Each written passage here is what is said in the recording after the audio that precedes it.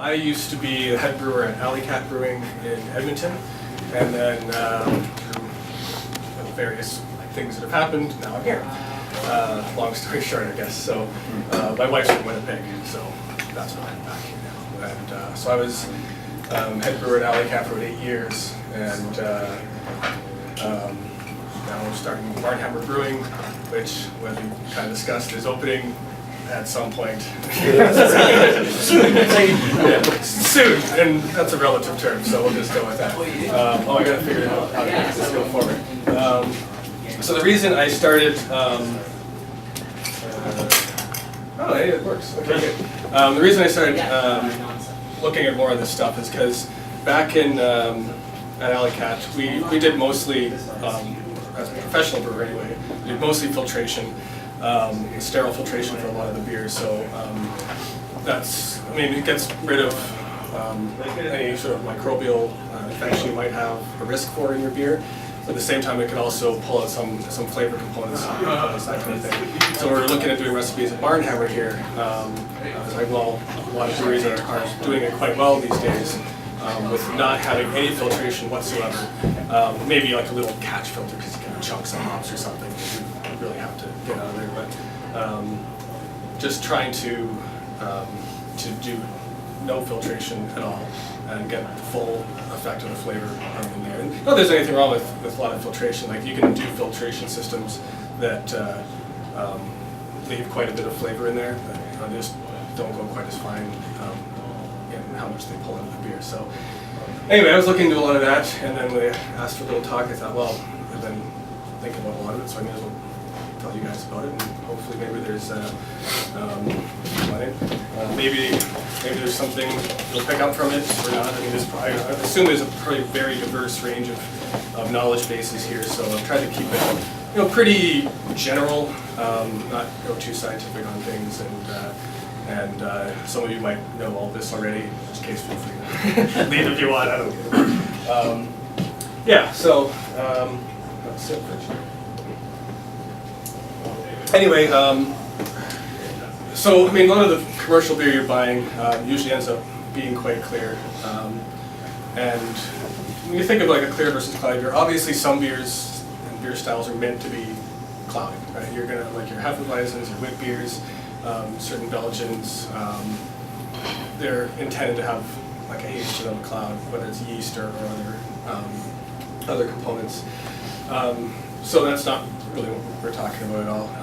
Talking more about beers that you'd expect to be a little bit more clear, and there's some debate about how clear a beer should be.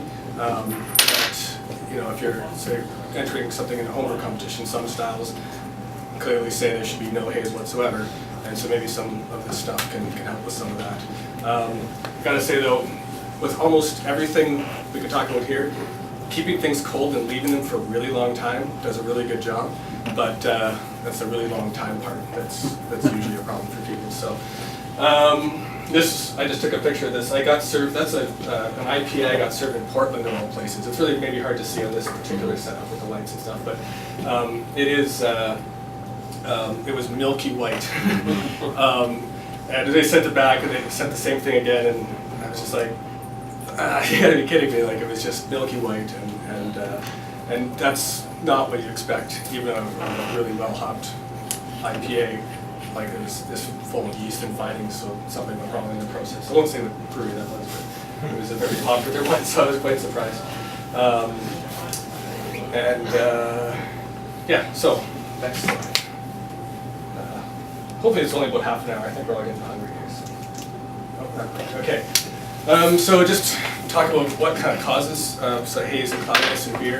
There's two general categories you'll find you get haze from. The first one you're probably all very familiar with is just yeast. You're using yeast to do fermentation. Those cells, after fermentation, there's going to be some left in suspension. Some strains of yeast clump together really well and drop to the bottom. For traditional English strains, for example, are really good at that. Some longer strains as well. But some yeasts, they could stay in suspension basically indefinitely.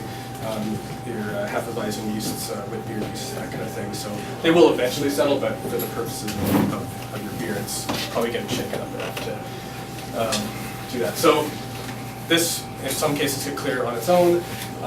If not, we'll talk about like isinglass, gelatin, some things you can use to pull this out of the beer much faster and more consistently. So, as well, you can have bacteria if you get an infection in your beer.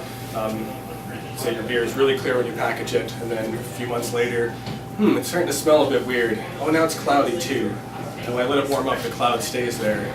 You probably got an infection from say, Pediococcus or something, which tends to make a bit of a hazy character. So again, basic principles, keep your sanitation good, shouldn't be a problem. So we're not going to talk much more about bacteria after this.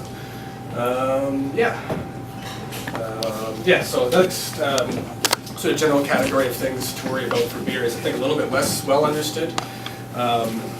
Actually, like Dave was talking earlier about constantly learning things.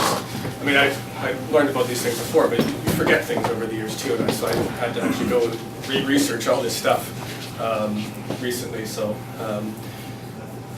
non-biological haze generally is caused by proteins that are naturally in the wort, these polyphenols, all basically from malt.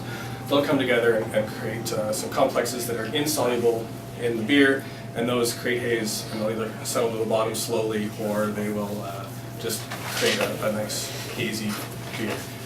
Which, like I said, in some cases is good, some cases not so good. So there's other little things that can cause hazes, like if you do a really weird mash or something, you can have starch in there, you can have all kinds of polysaccharides, hop components. Although that's, some people will say, if you're having a really heavily dry hop double IPA, if it's not cloudy, you probably didn't add enough hops. So, like just have a little touch of a haze to it if it's got enough dry hops. Dry hops do add quite a bit of polyphenols and stuff to your beer. It's a little bit different, but the point's the same.